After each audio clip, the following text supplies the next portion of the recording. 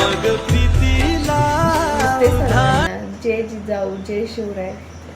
तर आज झालेली सकाळ. तर माझी स्वयंपाकची तयारी सुरू होती. का तर मी स्वयंपाक आणि नाश्ते एकदमच बनवते.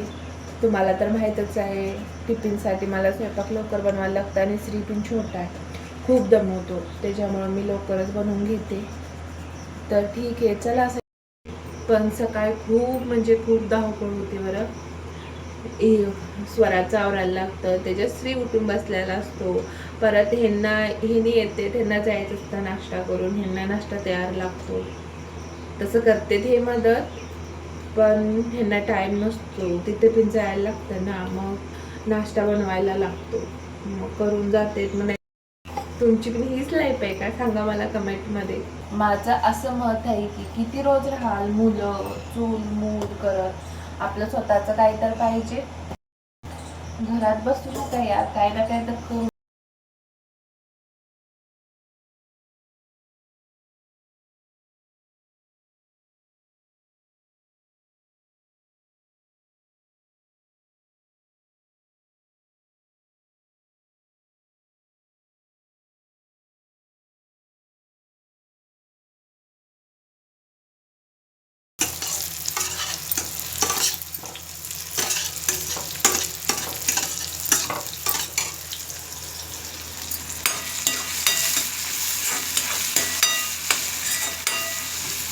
स्वराचा डब्बा पॅक करत होते.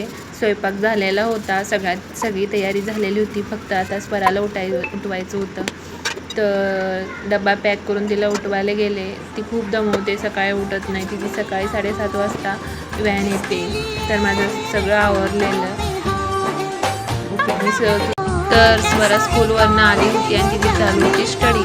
तर कसा वाटला ब्लॉग नक्की सांगा.